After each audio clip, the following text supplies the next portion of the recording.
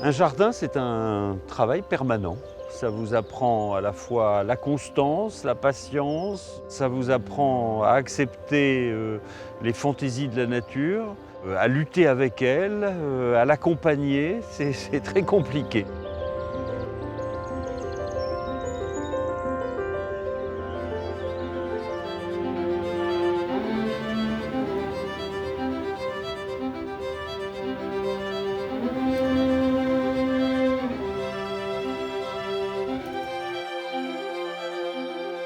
Depuis le XVIIe siècle en France, des jardiniers architectes s'évertuent à apprivoiser et à marier les nuances de vert du monde végétal.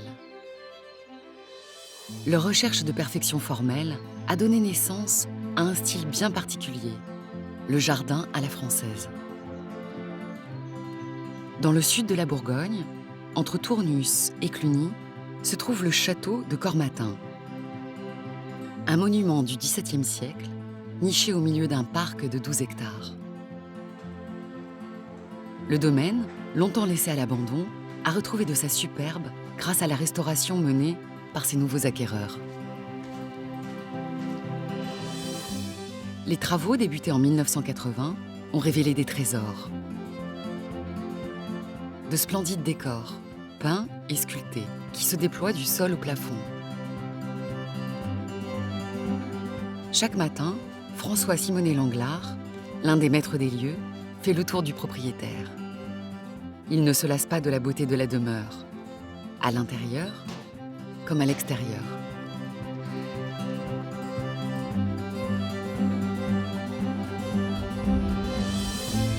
Sous ses yeux, 7000 mètres carrés de parterre fleuri.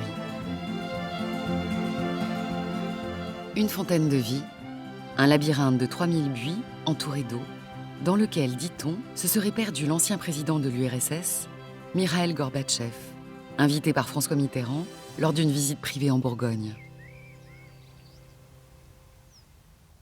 Quand nous sommes arrivés à Cormatin en 1980, il n'y avait plus du tout de jardin autour du château, c'était des friches et des terrains marécageux, parce que au début du 19e siècle, on avait comblé les douves entourant le château avec la terre des jardins.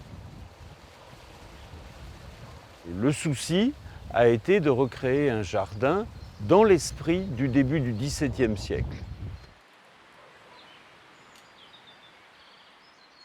Les jardins étaient faits pour mettre en valeur, évidemment, le bâtiment. C'était un luxe considérable d'employer des jardiniers pour faire ce qu'on appelait à l'époque un jardin de plaisir, c'est-à-dire un jardin qui ne rapporte pas du tout. Mais c'était une façon de donner le sentiment qu'on était dans un lieu de l'élite.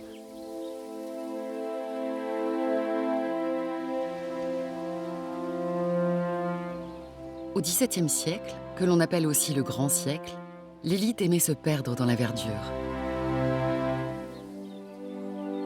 Fini l'enclos utilitaire. Le but principal des jardins est la seule délectation. Majesté théâtrale et goût du spectacle sont de mise. Quand on a créé ce jardin, on a bien sûr cherché à lui donner un sens symbolique. Comme tous les jardins du début du XVIIe, le jardin devait être un reflet des rapports que l'on avait avec le Créateur, donc avec Dieu. Donc le parterre symbolise traditionnellement le paradis terrestre et le labyrinthe, eh bien, c'est la vie humaine après la chute. Quand on a été jeté à la porte du paradis, on vient connaître dans le labyrinthe les épreuves pour rechercher le paradis céleste. Donc il y a tout un cheminement, il y a 7 allées, donc 7 haies de buis qui représentent les 7 ciels que l'on doit traverser vers le paradis céleste, représenté à Cormatin par la volière qui symbolise le ciel où l'on va s'unir à Dieu. Le jardin est un paysage d'idées. Ce n'est pas un morceau de nature reconstitué, c'est une utilisation de la nature pour créer un spectacle, mais aussi une réflexion, une méditation. Ce que l'on cherche à faire à Cormatin, c'est à redonner l'esprit d'une époque en la transposant pour le promeneur d'aujourd'hui. C'est-à-dire que ce jardin doit effectivement paraître parfait, organisé, monumental dans ses dispositions, mais il doit être aussi charmant. Les allées de gazon, des plantes beaucoup plus libres dans les plates-bandes, pour que chacun puisse s'approprier ce jardin.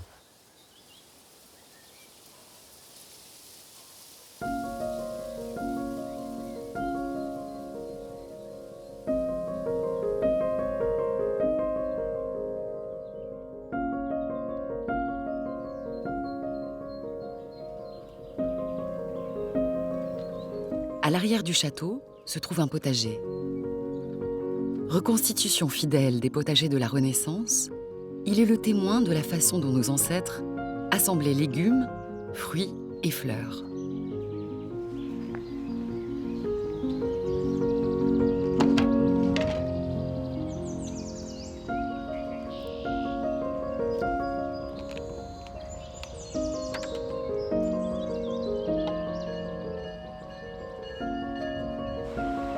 Ça, ceux-là sont beaux.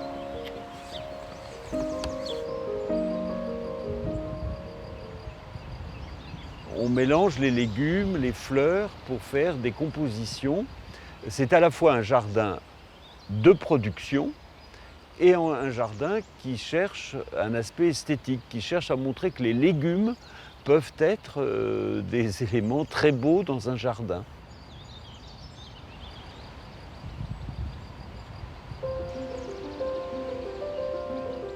Un jardin, c'est un travail permanent. Ça vous apprend à la fois la constance, la patience, ça vous apprend à accepter les fantaisies de la nature, à lutter avec elle, à l'accompagner. C'est très compliqué. À Cormatin, comme dans les autres jardins à la française, ce ne sont pas les fleurs les vedettes. Ici, on voue un culte à la couleur de la nature par excellence.